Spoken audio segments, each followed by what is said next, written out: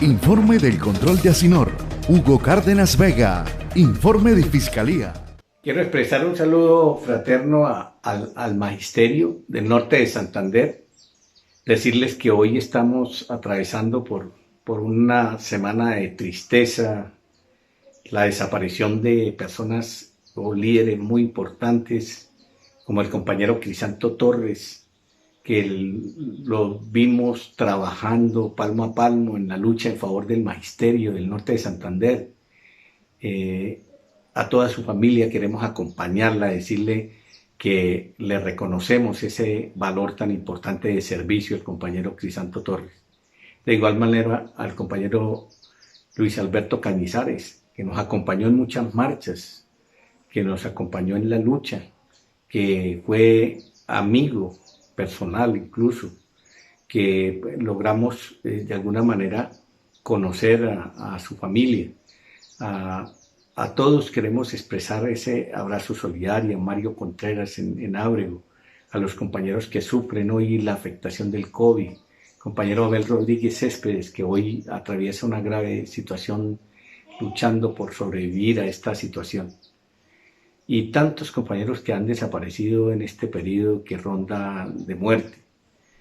Hay que preservar de alguna manera las medidas de autocuidado para evitar que esto colapse más, que la situación de la salud pueda atenderse, por lo menos en lo que consideramos son afectaciones de orden natural. La situación es complejísima por el crecimiento del COVID. Hoy en esta semana hemos tenido unas estadísticas supremamente alarmantes de 9, 10, 11.000 personas, casi 12.000 personas diarias en algunos días y más de 300 muertos. Esto nos llama la atención, es que de alguna manera colapsa el sistema de salud y a pesar de que queramos hacer que las cosas funcionen, pues no va a haber capacidad para la atención. Por eso el autocuidado es fundamental y por eso llamamos nosotros como dirigentes a tener la responsabilidad para que atendamos las recomendaciones del gobierno de todas estas medidas que vienen generándose para evitar que lleguemos a un punto muy complicado. De otra parte, quiero decir que una vez terminada la Asamblea General de Delegados, pues entramos en un proceso que ustedes conocieron en la situación de la elección de la Comisión de Reforma de Estatutos. Ya se logró pues un proceso de los compañeros que complementan esa comisión el día 5 de agosto. Esperamos que los compañeros asuman con gran responsabilidad el criterio de un diálogo, de una discusión sana que conduzca a dejar unos parámetros muy claros en favor de la lucha y en favor de la organización sindical. Nosotros tenemos 62 años, es una organización que hay que proteger, tiene muchas amenazas y de alguna manera hay que asumir con gran responsabilidad la estructura orgánica y normativa que son los estatutos y también proyectarla a las medidas que el gobierno viene tomando para acabar las organizaciones sindicales, desprestigiarlas, desprestigiar a sus dirigentes, ponerlos contra la pared. Todo eso son acciones que el gobierno viene incluso alimentando para que ese proceso se dé. No solo aquí regionalmente, sino en FECODE y en todas las organizaciones. Entonces ahí tenemos que ser muy inteligentes entre todos para darnos la mano en buscar las mejores coincidencias y que sea lo mejor para que saldemos esta situación.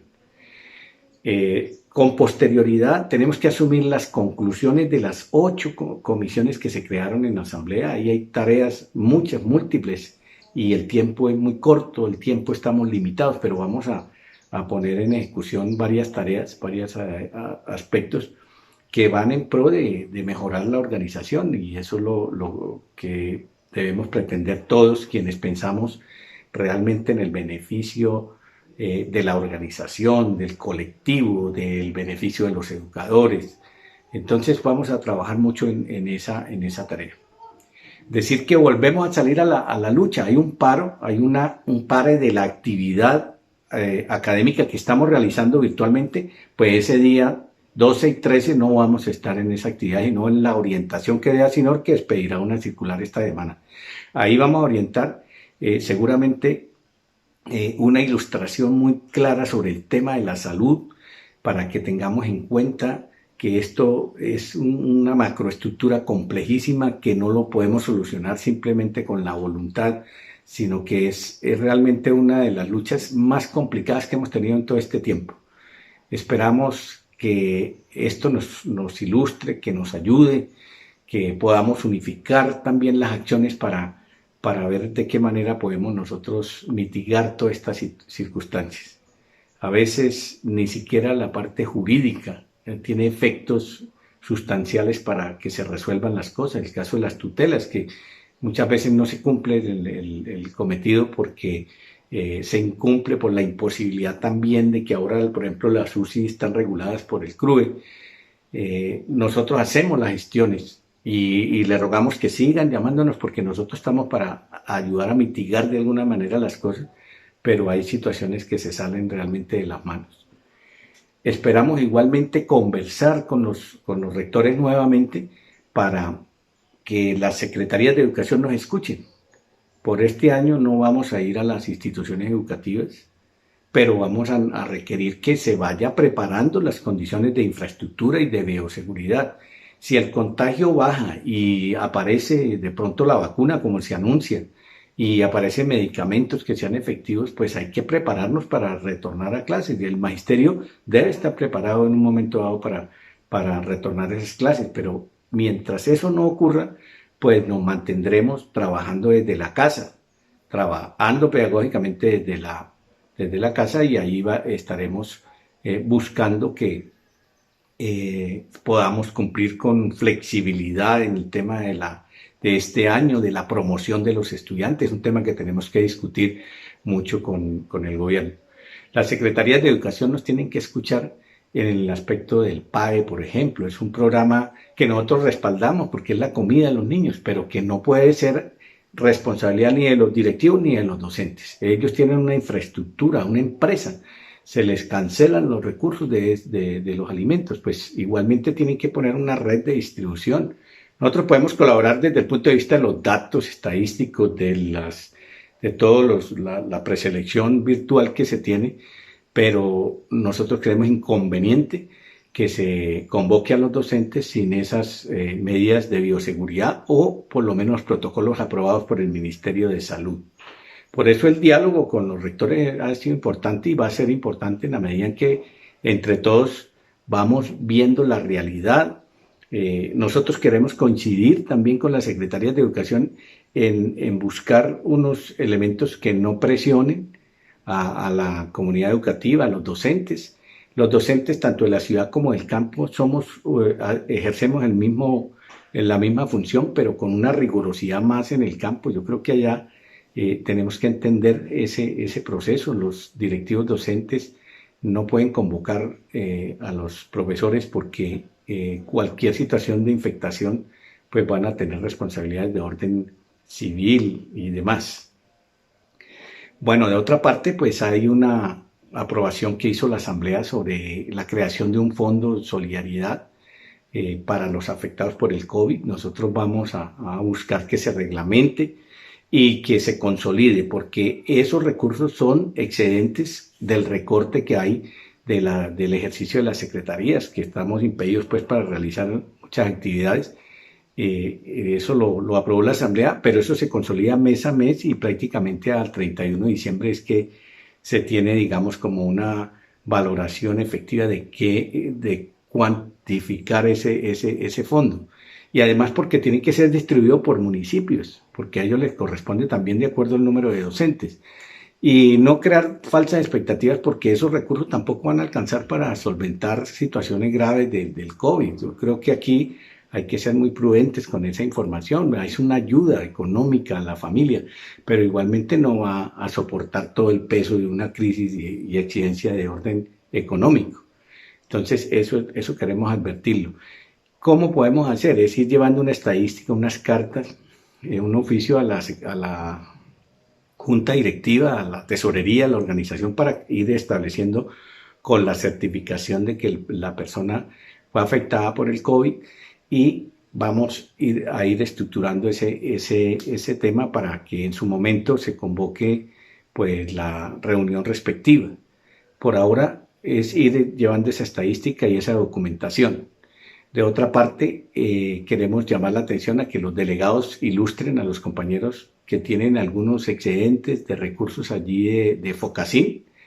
No son grandes cifras, pero son de ellos, son de los docentes que aportaron en su momento, que hubo que liquidarse ese fondo. Entonces, es bueno pasar la carta, retirar esos recursos porque son de cada persona.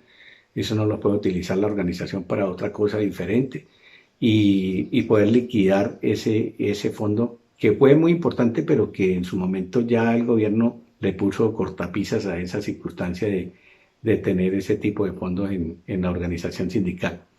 Aprovecho también para decirles que el auxilio mutual es una cuenta que no se puede destinar a otro tipo de cosas.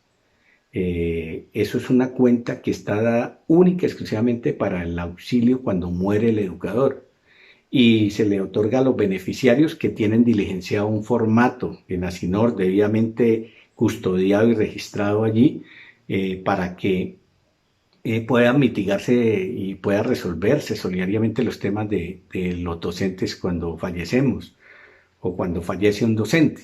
Entonces es importante tener claro eso no son recursos que se puedan utilizar para otro tipo de situaciones, solamente para ese objetivo es que están creados y están custodiados y están refrendando, están colocados para que den unos rendimientos que proyecten esa posibilidad de esos recursos, pero eso tiene su información correcta, los delegados pueden dar fe de esto.